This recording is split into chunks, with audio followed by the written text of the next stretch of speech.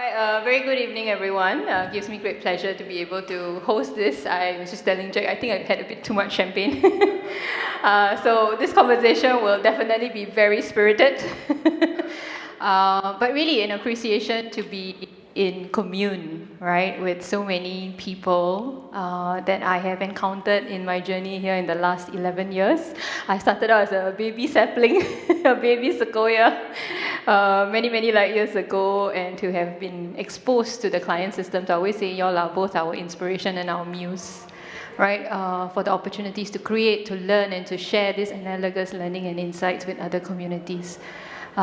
We keep talking about how health is informed by the social determinants, and so now when we go out into the grassroots, we bring with us the stories and the learnings that we have had the opportunity to uncover, right, in our journey of regional health transformation. The same goes for sports as well. So I find that Sequoia continues to be worthy of my commitment because it gives me an opportunity to realize my passions and my purpose, and my deepest hopes is that each of you can find a workplace, right, or a cause that continues to hold meaning for you. So with that, we're going to get into our discussion for today. I'm really framing it as a reflective dialogue more so than a panel dialogue, if that's okay. And so just to set us up for it, the purpose of coming together is really to talk about why OD, right? And here we frame OD as the capacities and the capabilities to lead change and transformation. Why is that more essential now than ever? You've of course heard Shubha share a bit about, what we're collectively thinking about, right? It's a bit of a, I suppose some people might say tone deaf, some people might say idealistic, especially given all the news that's coming out about how AI is leading to the cutting of jobs, right? Robots are taking over our work, and just the general climate of fear and discernment, right? Or disillusionment for that matter. And so in this time, you all go and write a book called Worthy of Commitment, creating organizations worthy of commitment. Right? How dare you, right? Well, what is your thinking? But I think essentially it's because of that primarily that we need to begin to think about what does it mean to create workplaces worthy of commitment. Right? Somebody has to hold that light and line for people. And so with me, I have three leaders, magic makers, movers and shakers, if I may use that term. I've had a great big pleasure of being able to interact with them, some far longer than others.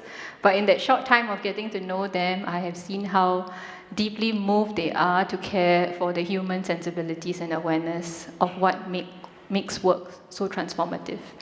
I'm not going to go into the typical download of who they are, their CVs. They are much bigger people than that, and their identities, as some of you may have encountered them before. So as really a starting question, what led you to where you are now, each of you, and really what called you to serve in this work? So whoever's ready can begin as a way of introducing yourselves. If that's okay. This is quite a scary question. Big questions. Yeah, okay, maybe I start first. I just left SkillsFuture Singapore. My first day of work at the SUSSIL was on 1st February.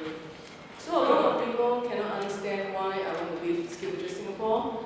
But I've been thinking about it for a long time, and I realized that I need the space and the freedom to realize what I think is important as a statement to say, to truly realize human potential. Truly realize human potential. What does it mean? So there are a lot of from my perspective, is there are individual, we are not able to realize our personal potential to the fullest.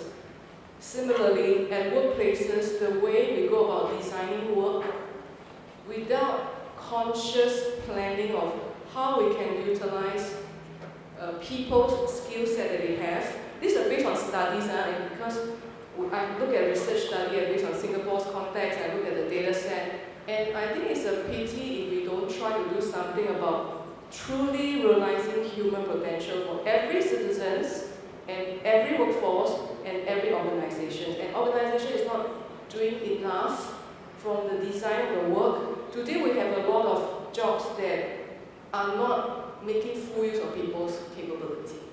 So it's a waste of talent. And I think in my limited time left on earth, no matter how long it is, I must make an attempt to help to push these conversations, and therefore I need the space and the freedom to do so. Thank you, Sunju. Yes. Brendan, are you? My name is Brandon, and if you're generous, I've had 30 years of public service at this point. 15 of it were in the military, in uniform service, so mission is very important to us. And the last 50 years have been a combination of work in education, regulation. Last 10 years, half of it was in Skills Future Singapore, and later half in Workforce Singapore. Actually, what brought me to this stage was also quite interesting because human potential is actually my work, or at least I think it should be, because we are Workforce Singapore and soon to be Workforce in Skills Singapore. But through some of the work we did, especially in the last year for senior employment, I actually got to know Angela, and after a while, reconnected with Jack after many years, and to have a conversation about what it is that we need in today's day and age. And I totally agree with you. I mean, 90% of us, at least in Singapore, work for somebody.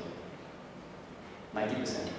We work for organizations, and if those organizations aren't, I guess, doing the work of providing that platform, providing the context for us to thrive, then that's actually quite a sad situation, never mind the practicalities. So I guess I'm very happy to be here tonight to also kind of share some thoughts on that. Thank you, Brandon. And Cheng. Your question is what got me here, is it? Yes, other than Jack, yes. Other than Jack telling you that you need to be here. So, Everybody thinks Jack has such power, does she? That should be the first to say. how much airtime do I have? Okay, we need to still send everybody off. Be mindful because Jack spoke so much, right? I was told that as a control. Hey. Yeah, so to the point. Okay, by the way, I understand that. This pair of shoes, right? It's an old pair of shoes. I went to Guangzhou, just came back 2 days ago with a group of my secretary. Yeah, good friends. So I bought a pair of shoes, new shoes. I said I'm going to wear it tonight. But in the end, I end up wearing this pair of shoes. You know what happened, right? So Jack said, no, this pair is better, I wear it.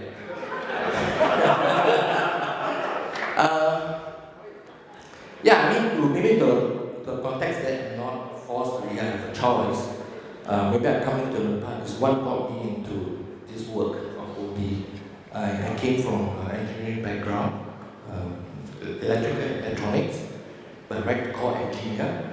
I was never near to the engine. So I worked with Philips semiconductors. I have a couple of colleagues here, by the way, and thanks for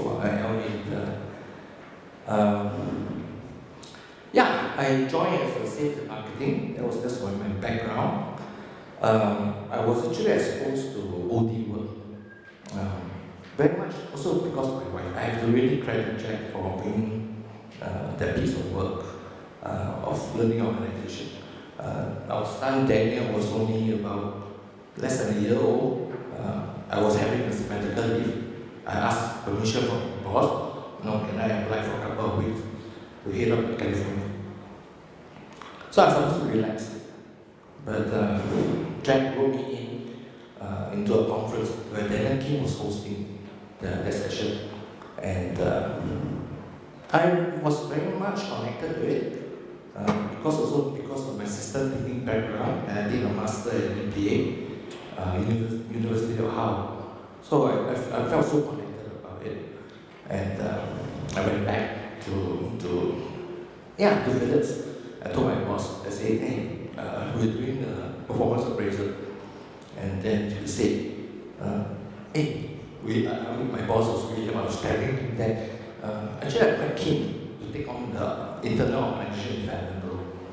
So that was actually how they evolved. So that's where I am.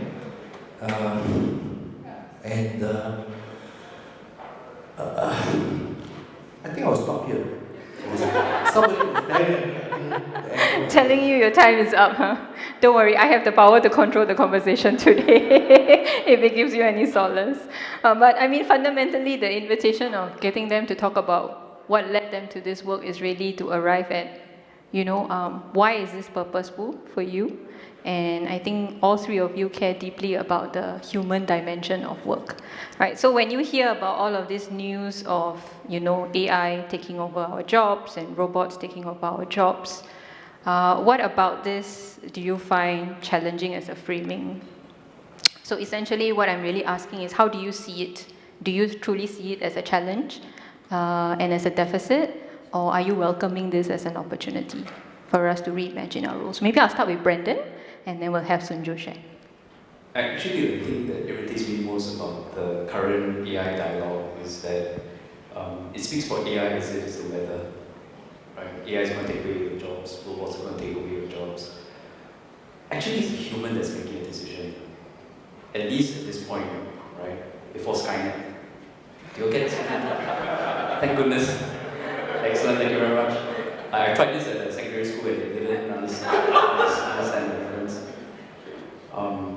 And I think it's quite serious, right? Because at this point, if you think about it, I mean, the decisions on HR structure, organization, how many people you have, who you keep, these are still made by humans. So in some sense, it's frustrating because it is we who are doing it to ourselves, right?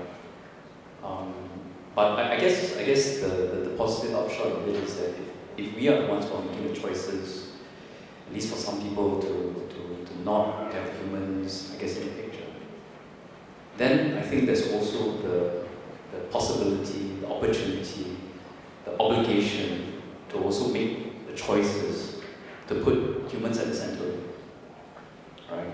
So one is who makes the choices, and the second thing is what are the choices we make. And I think, at least from my point of view, it is about not so much, what can AI do, and then what's left for the humans, but putting humans as the design constraint, right? How can we build AI around us? What can it augment? What can it amplify, right? Rather than the other way around.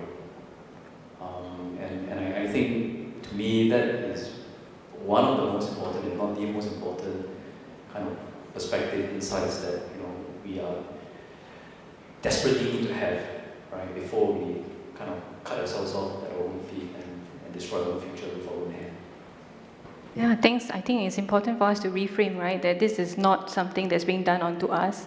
We are active co-creators of the results that we are creating for ourselves. And so it's an opportunity to pause and reflect, right? What are the values that are guiding us? What's the culture that we're setting? Who are the leaders that we're putting in charge as well? And the kind of leaders that we want to nurture and grow.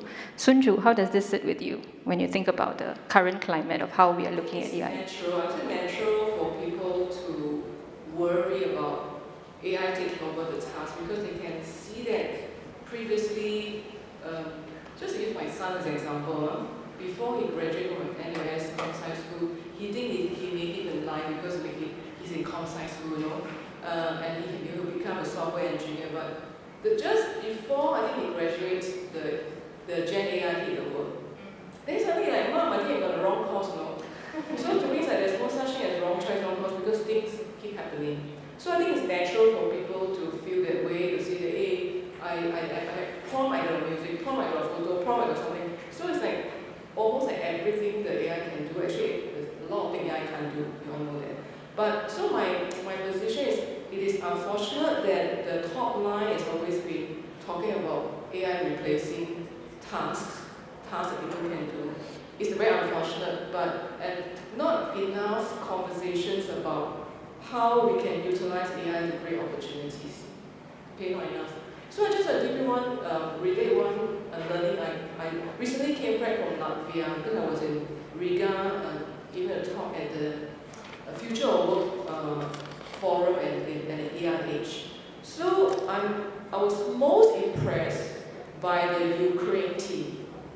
They went on stage to share how they use AI technology during war to create new industry and jobs during war. Okay? So I'm like, wow, if we are in war, can Singapore do the same thing? That we also create new industry and create jobs? When the war is bombing all the time, they create new industry, they pump AI into the higher educations and created a new breed of workers and workforce. Before the war ends, I tell you, they already have a new industry. From the flying drones to the best of the cybersecurity to the best of industry, they already are building a new pipeline, and the economy is continuing when they are at war. So, my takeaway from the session is, why fear AI? Why fear AI? Actually, we should ask ourselves, are we doing enough? Which I think PM is correct. We need to make AI, we need to become an AI nation. We need to be, because you are creating so many more opportunity for many more people that previously cannot do the job. Now we can. So I think we need to look at the positive side, and we don't have enough of that story yet. We don't have enough. I think we need to maybe talk to the Jack. Do you have any influence on SPH? Ask them to start digging that kind of story and publish online, because they are not doing not showcasing how AI can better use to create opportunities. Very unfortunate. So we keep hearing about this report, that report, AC Moku say this, but David Author say that. But I think it's very unfortunate. So I hope that all of us as leaders can really help our team member not to be fear of technology. But which I think we can talk later. I think really it's about, no, I think we should use AI. The more when I speak to the whole Ukraine team, they sent a bunch of very young people to the forum. The lady, she is the CDTO, Chief Data and Technology Officer in the Prime Minister's office. She's less than 30 years old. Less than 30 years old, and she was explaining to me how they go about planning, how about doing this, and their apps, the e-government apps is called DIIA, I don't know what it stands for. You can report if you see an enemy walking around. You can also say that, sorry, I got display on the wall, now I'm living in Poland, can you send me some money? So they can do anything on their app. So I'm just so amazed that technology has enabled all this. So we're not celebrating that, no, we're only scared about, oh, today my work got disappeared. So I think it's very unfortunate. That's true. I think for every one negative story, it takes about 6 positive encounters to actually correct that degeneration, right, or deficit mindset that we have. But let me sit with this and cut to the chase, right? Today, in most organizations, when we ask, right, when the leader asks the staff, what parts of your job can AI do for you? How many of us are really prepared to have an honest conversation about it? I think there's a wrong question to start with. Okay, so tell me, how would you approach it, and what have you done in your practice that has shifted? It shouldn't be about tech first. Okay, I believe it's human-centric. Yes, agree, digital first, because we must allow our staff to take ownership of what can change. But sometimes it may not necessarily be technology required. So it shouldn't be I want to use tech, therefore I should implement tech. So, although now I'm no longer in the public service, I know the government say, oh, by attending the courses, you got the free use of technology for the next 6 months. Is it 6 months? 6 months. It's not a tech, So, in the same forum, the Estonia's Minister of Education, she was very candid. She was sharing in Estonia, wow, they want to introduce Gen AI into the education system. Then they give every student a tool. Every student got a tool. After 6 months, they realized something is wrong. They realized that, oh man, we didn't teach the kids how to think. Why should I give the tool? Wrong, call back the tool. Let's think how to think first. How to think critically, how you're going to use the better cognition, how you're going to use the tool for.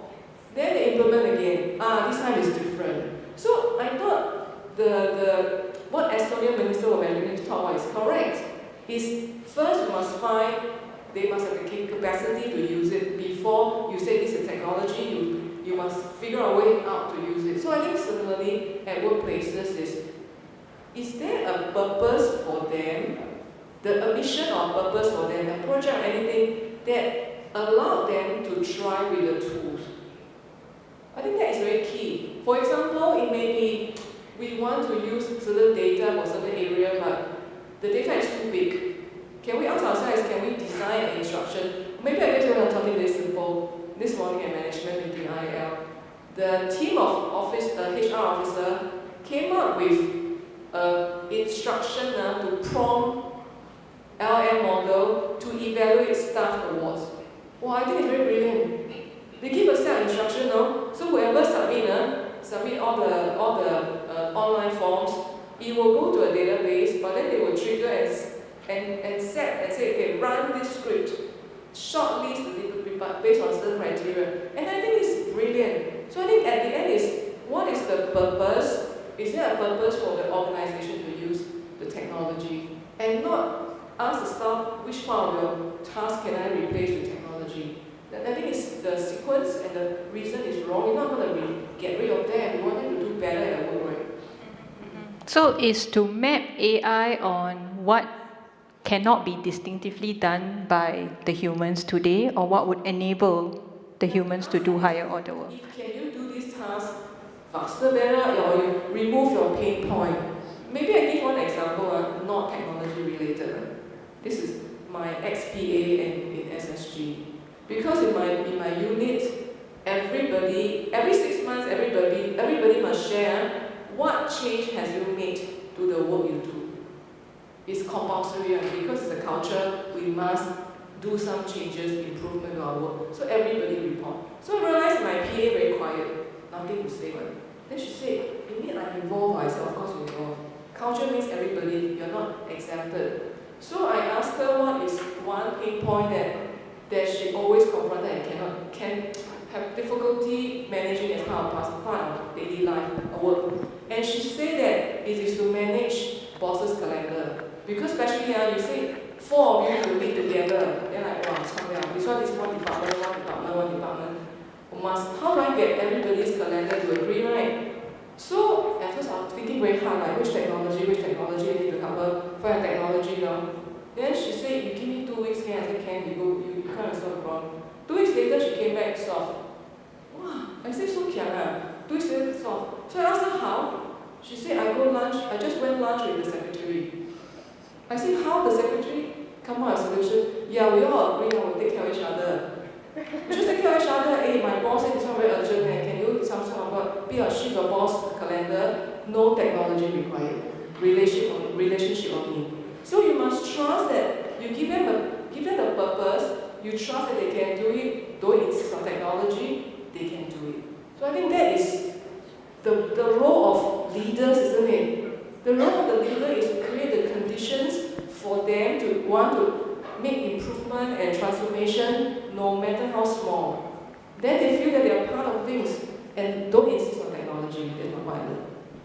Yeah, thank you. And I'm curious to hear, what other ways can leaders create that safe space? Of course. Don't take what I say seriously or I know Jack took a lot of time. I want to I resonate with what you say. But to address the question in terms of the pros and cons of the AI, right? If you see any tools, I mean, whether it's during the good old days of horses, you got they're basically a major transport. Now you've got vehicles, now you've got EV. But I do think that this time around, with the AI, especially with the AI agents, it's going to be quite different because they are going to be more intelligent. Tools are going to be more intelligent than human. So I think that's something that we have to be discerning about. How do we use these tools? Tools can work for you, but can work against you. So I think that's probably one thing I just want to add on. And also in terms of how far do we want to allow the AI, the technology, to to proceed to replace, we call it human beings. Do we even, okay, maybe we do mundane work, we talk about design, development, and delivery, whether it's a product that we manufacture or services. I think I can accept that. But I think when it comes to discovery of ideas, the sensing of the purpose of what the organization is being set up for, and then having to even talk about defining, right? How you define something, I probably will be more cautious. I wouldn't probably at this stage now to really go into the step to allow them to take on all discovery, all ideas, and define the specs. But I think we should leave it to the humans in the meantime. Because I do sense if a tool is going to be more intelligent and they're going to, even the sensing, I think most of you all probably have read and watched AI agents, they have the concern about survival on their own. So I think that's something that nobody knows, right? Is what if they come up with a solution that we don't know how it got resolved, but we probably have to go back to the definition of the specs. If we allow them to even jump into that stage, I do caution about it. I just want to follow on one statement that Sean said. In this AI era where AI is possible to enhance work, the first thing about using AI shouldn't be about who I can replace. It shouldn't be, it's maybe which part of the work can be automated, then how can I help my staff or employee to do other things. I think that kind of work redesign is quite key. It's never about can I cut no need people here, because without technology you also can cut people, isn't it? Or some work processes or your product line is going to cease, you also don't need people. So I'm not saying that you cannot fire people, you cannot remove people, but always consciously think about how can I move my people or reallocate them to somewhere that better use their talent or better use their capability. And in between, we have to facilitate. It won't happen naturally. We have to facilitate the kind of move. Sometimes in conversation with them, that's why at the Center of Skill First Practices, YM, we are coming out with this. If you want, just let me know if I can let you down into, we have an online 30 minutes self-help video or a course about how you can better design a work redesign process that involve the incumbent themselves. Talking about which one, I'm quite glad that this kind of task I don't need to do, but what other tasks I can add on to myself that I can contribute in my organization. So it's a human-centric, digital-first process. So you let me know if you want. Yeah. So shout out there, all right, for those who might be keen. Brendan, I'm curious, do you have anything to add on that before I get into a deeper level 2? Yeah? Okay. So the other thing that you all talked about is the process of transformation, right? And we're all on this journey of figuring out how do we integrate AI in a meaningful way. But there's a temptation to treat AI adoption as an IT project, right? It seems to be the most relevant department that AI belongs to, at least from a more perceptive sensing. So the concept is deploy the tool, train the people, give them access to the tools, as you said, and then move on, right? Does this work? What do we stand to lose and what are we missing if we continue on this journey of approaching AI adoption this way? I mean, first of all, depending on who you want to believe, it has not worked so far, right? I think there have been various studies, whether it's MIT, this, that, and the other, the dear Isamugu, whose surname is unpronounceable, they've all come to an initial conclusion that not much has changed yet, right? For all the investment that's been put in, whether it is investment into technology, I think like last year was $600 billion into AI, and all the millions and millions of dollars that organizations have put in, it has not worked yet. And one reason that it hasn't worked yet, and I do agree with this thesis, and it's happened in other technology implementation is that in the end, it's actually not really about the technology primarily. Work happens in a context, right? A job happens within an organization, it happens within a process, it happens within culture, it happens within an environment. So if the context doesn't change, then okay, I mean, you might generate your slides a little bit faster, but you know, it doesn't reach its potential, right? So I think what Tunju was saying about job redesign, I mean, you need to also take a more expansive definition. It's not just a job, but it's like the job, right? I mean, from end to end, from one person to another person, from one department to another department, from one end of the value chain to the other. And really, with any kind of technology, even with this one-day AI technology, right? There's so much talk about the capability of the thing, but you don't talk about how the thing is used in context, right? And there's an interesting kind of rediscovery that some of the engineers are making in even AI space, right? That AI also needs organizational development, right? They need to be put into a hierarchy, they need to be put into a structure, roles need to be clear. When there's a conflict, who does the tie break, what are the rules? And this is even at the level of code, right? You've got to specify. So never mind, you know, the humans that need the OD. I mean, even the AIs themselves need the OD. We have a job guaranteed, guys. That's what's most important from today's takeaway. Yeah, but you probably need to speak a bit of code. And that's the fluency, right? That the government has been talking about how we need to be bilingual and all. Yeah. So I think to me the larger point is really then what is the design?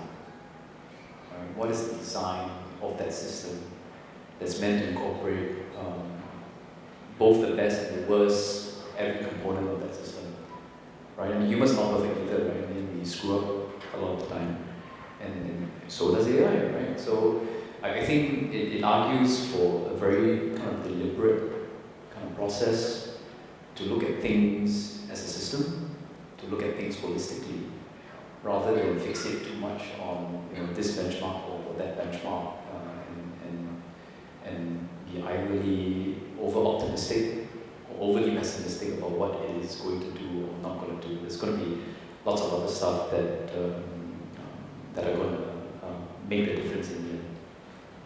Thanks, Brent.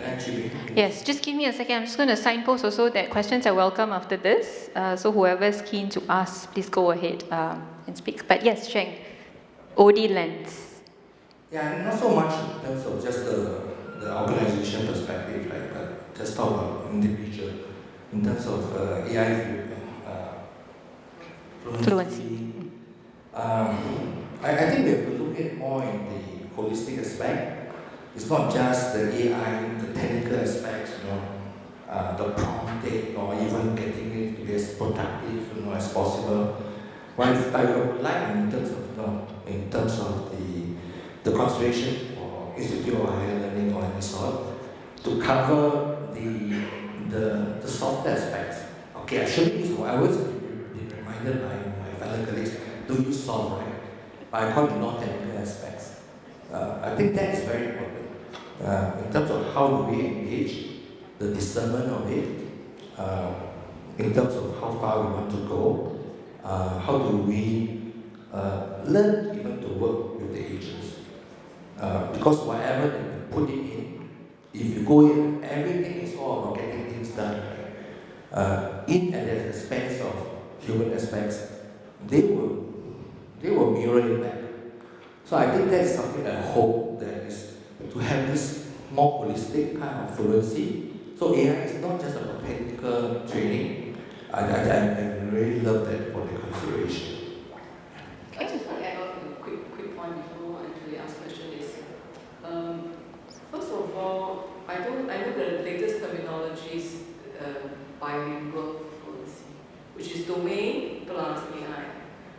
I think it's not that, but it's not bilingual, it's trilingual because you have to be a change, you must know change management before anything, as part of the critical skill set everybody need to have is before you deploy or use AI in your workplace, you actually need to understand who will you impact, how will it impact my workflow. So the kind of change management is really required as a critical competency to accompany the use of AI. It's not so simple like, I just give you a tool and you can do it. Just like the HR colleagues who decided to produce a script and run it, she still have to make sure that when the result is out, when the evaluation committee must trust that it is a valid outcome, not like some biases and some division get more point than the other. So you have to assure that the evaluation committee and say, I can trust this output.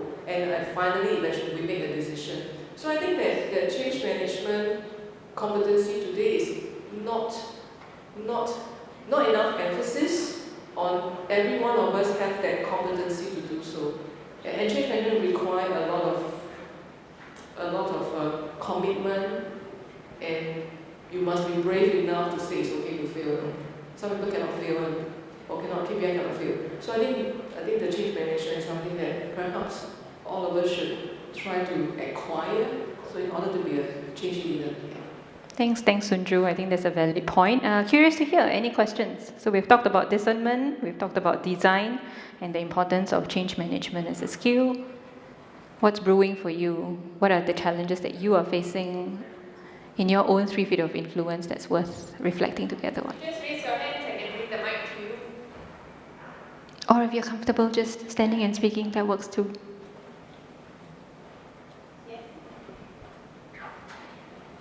Hi everyone, my name is Vincent. I'm from a small family SME.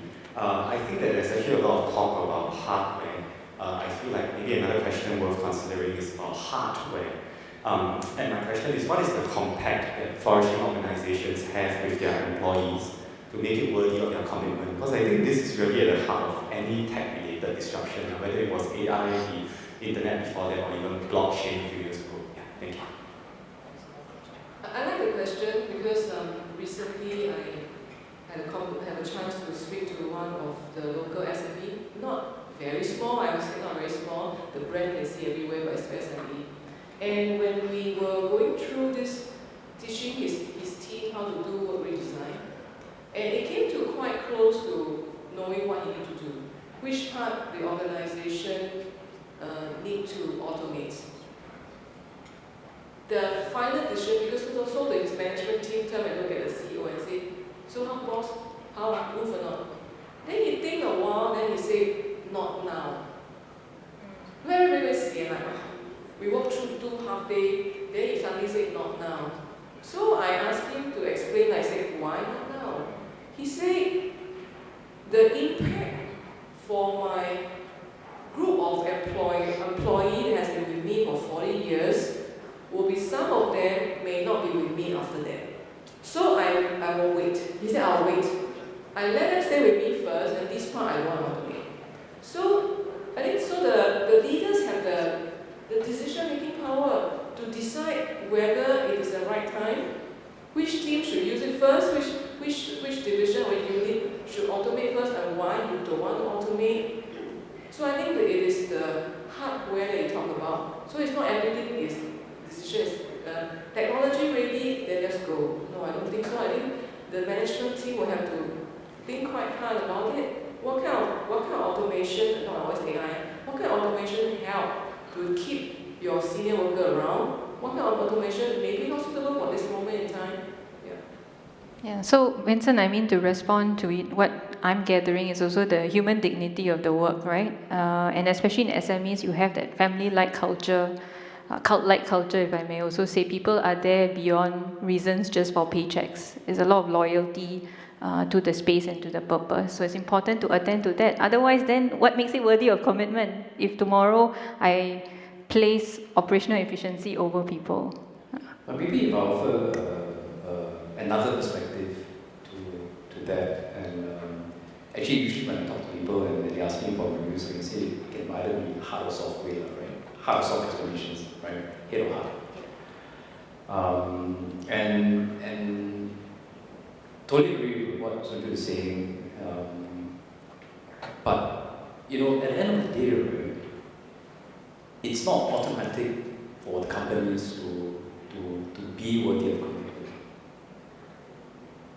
Right? In this case, this SME only made a choice. But in many other cases, they have not.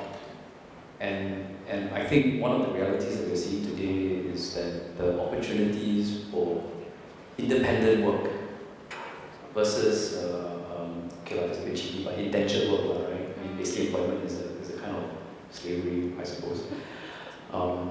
You have choices now. And you can see how people are responding. In my work, I work actually at both ends of the spectrum, the more senior worker, 50 plus, and also the younger ones who are, of course, facing all this anxiety now. And many of them are saying that, I mean, if I can't get into one of these corporate gigs, I mean, just forget it, right? I'm going to go strike out on my own. And this is where the AI then makes them into that, one person unicorn company that, is able to leverage the best of technology and show up. So in some ways, the organizations that don't, I guess, value the human, may very soon find that nobody really would want to go for them. And when they realize that, oh, okay, we swung too far, right? I mean, with 4,000 people, and then we need to bring another 5,000 back. You're not going to get those people back because people do remember. The other thing which I'll kind of bring up that maybe is a little bit, it's not really a defense for these organizations, is that it's also important to remember that I think organizations are not stupid or crazy. Because if either they're stupid or crazy, then there's not much you can do to deal with that. Yeah. They respond to things, the system, the structures that they are in.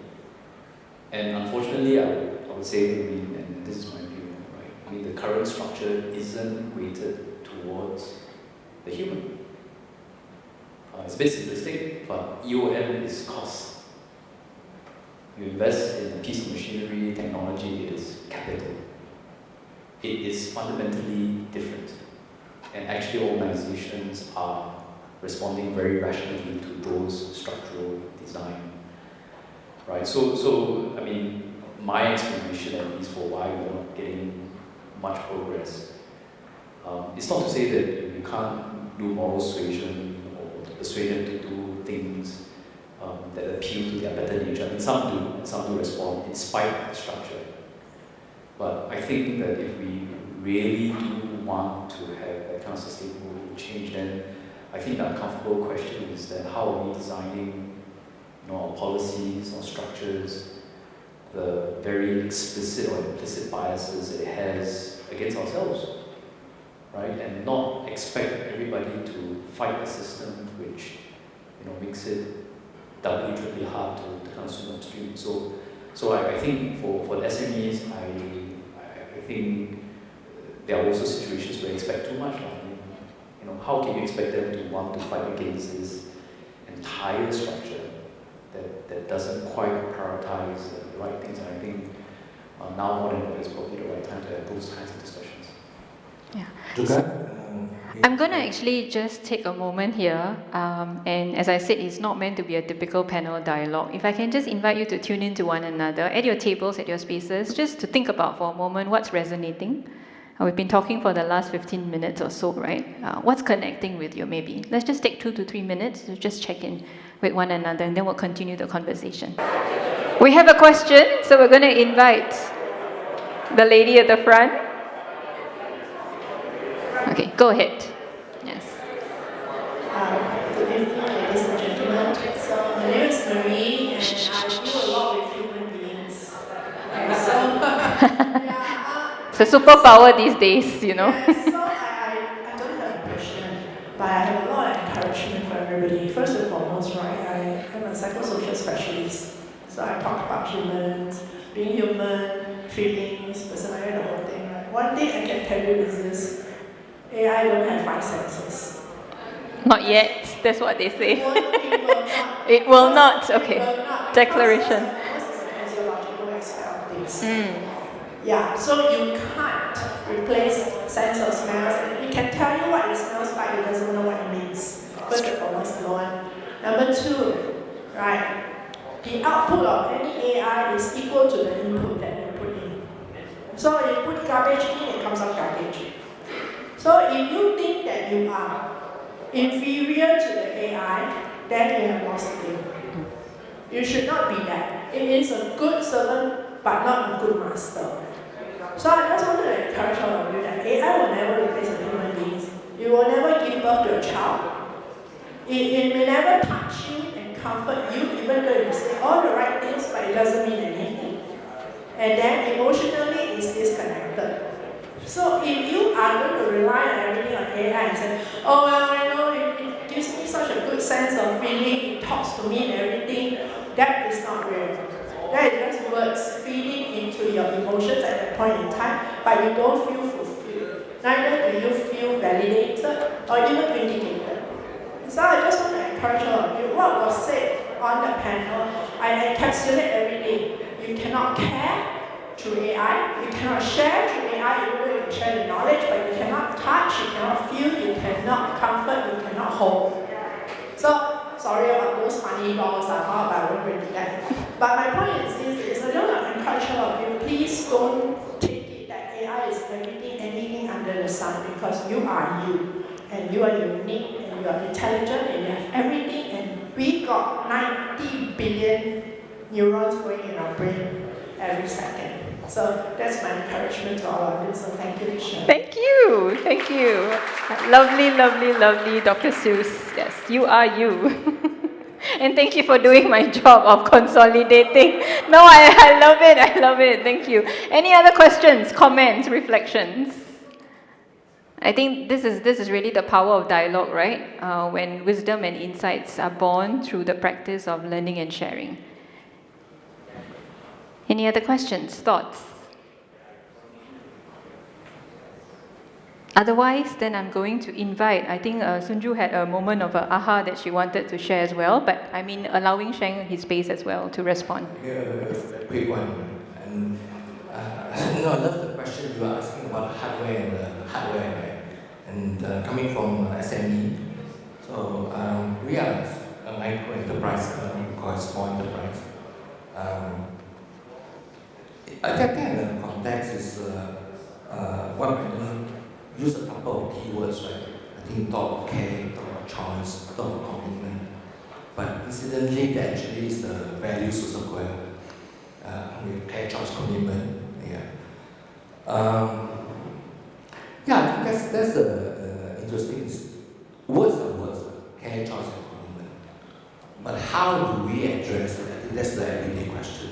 I think going beyond policies and structures, the attempt, I'm really coming from a small enterprise, how do we address the human, the hard aspects of it? It's just in terms of bike sharing, it may not be the solution for all, but I think that's something that I applied to over the last 18 years, 20 years, I think somewhere around there. I think very key aspect is that you must see individuals like in the organization as a person.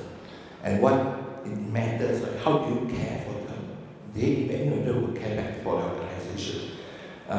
You have to address properly in terms of their mastery, how do you help them in terms of always learning, the personal mastery aspects. In terms of the purpose, the meaning seeking, I think that's how do we see as individual, the purpose is to align to the organization. And a sense of autonomy, basically how to reset a set of work, and then we have to really allow them, to make mistakes and to learn from that and to make daily decisions. I just came back 2 days ago from a trip. Looking at this event, I very much have to credit to my fellow colleagues who run the whole show. So I think that's something with it's about autonomy. I think when we have that in individuals, I think that helps a lot. Then it comes to, in every aspect, no matter how big a team or small a team, right, it's still a team. And how do you work in teams? And it's very much also about alignment. How do you build, in the sense of flow, right, whether it's policies or structures that facilitate, that don't go against the what you set yourself to do, the policy and structure should allow it to facilitate the flow. I think that's the key. And trust. Trust is another, sticky, how to put it? A word is, everybody talk about trust. But in the end, it's really what trust. I think that's also a boundary in certain organization. We have actually to understand what trust is. I attended one of the conferences, I think it was by NPC, SHRI. It was a topic about trust. And then it covers so much about, jumping down, how do you trust a person in the way, where do you draw the lines? I think generally, in my case, right, if I look at persons, of course, you interview or you work with, you look at the credibility of the person, in terms of what kind of credibility they have, based on job experience, competence, and largely I can get a sense, we may be wrong, but in terms of commitment of them coming in, I think that's basically about it. But to really go in a sense that, can we trust honesty? You can only know when you work with someone. But I think that is a very important aspect when you're dealing with hardware. Once you don't have a place that you're comfortable to work with, right, many issues it will surface out. I think basically. The other, I think, in terms of the last point, accountability. Because sometimes we always talk about people centered, focus on them, look after them. But in the end, funny enough, they want to be accountable. I actually have an issue. Something is that I don't tend to make it very specific on KPIs, etc. But that actually has pros and cons, right? Do we go with large goals and those? But if there's one thing I reflect on my own mirror, I think one thing I look at is accountability. And it's not nothing about hardware. It's also hardware because people want to be accountable. I have to ensure, somebody come to me, how do I be accountable for this? Because I'm not clear of the goals I set up. So I think I hope I address it. I don't have an answer. I think when this conversation, this panel, spark it up, right? It's not that we are. I am definitely not an expert. I'm an SME, I run a business. I would say that it's probably expert in certain areas. But I think what I'm just hoping is that this conversation really should spark very important aspects of the technology that's coming out. We should have more conversations. We should not leave it just with the top few people who design the AI they want to design. And I think it's Singapore government, I think they are very discerning about it. How do you engage from the I to we? And what is the we about? I think we should actually be talking about what matters most about flourishing. I think it's the important part. I want to live in a world, it may not be my time, but for our children, I would like to see them to flourish, live in a place where they can flourish. I think what I stated, those 6 elements, is something that I see myself, that this is what actually it's all about in terms of flourishing. Yeah. Thanks, Sheng. So I think as a parting words maybe to Sunju and Brendan, we've touched on the topic of flourishing, right? And in this age of AI, what does it mean to create a flourishing organization? What would be your message to people as first principles to create healthy organizations worthy of commitment? Yeah, I go back to the human-centric digital first, because today we cannot do digital first, but it's always about human-centric. And there is I think today we require, as our nation say, we need social compact. Actually, we also need social compact with organizations. That organizations, a lot of time we talk organization as if it's a monster, it's something else. Actually, it's human. It's all the leaders, it's all the senior management, middle management, and also colleagues.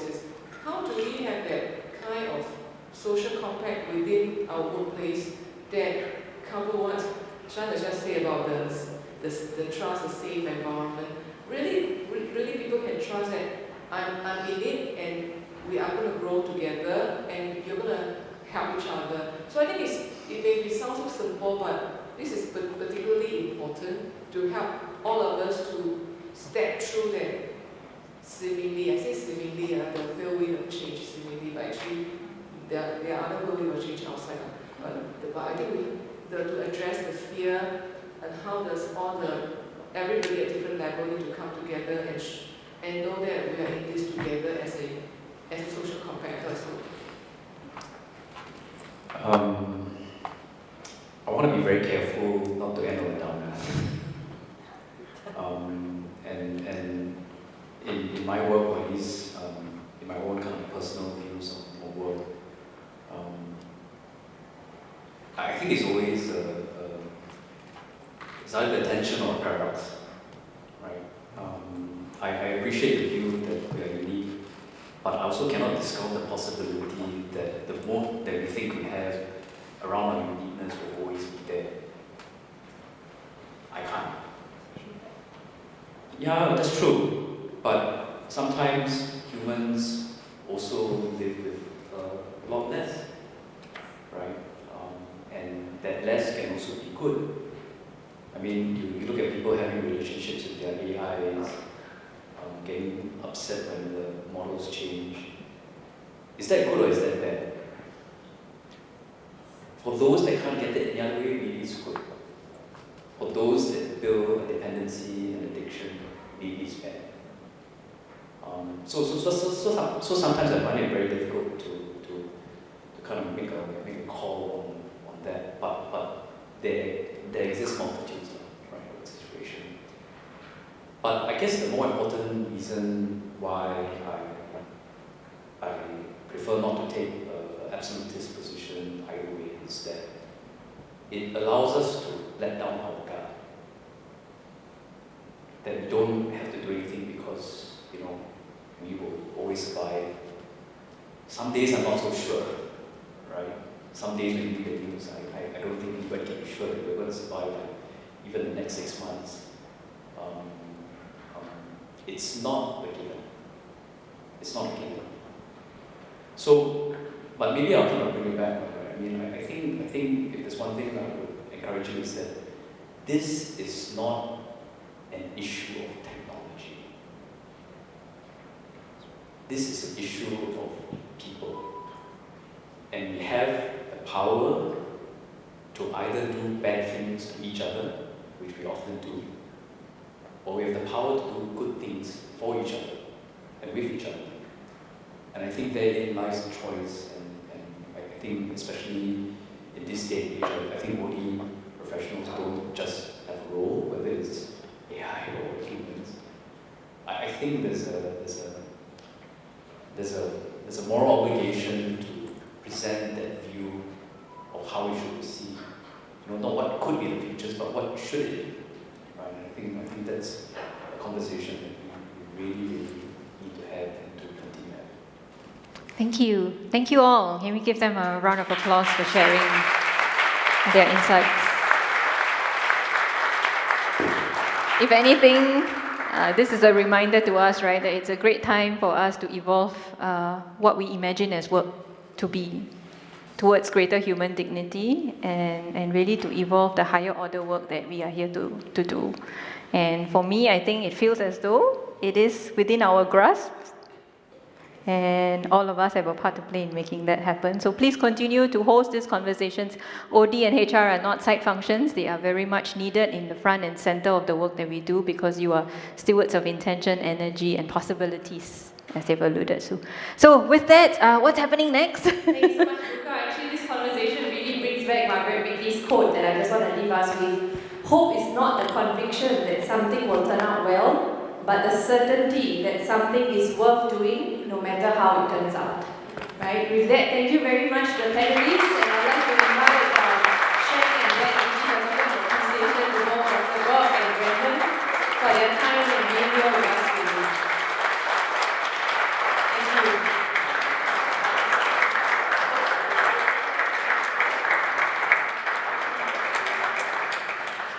Thank you. Thank you.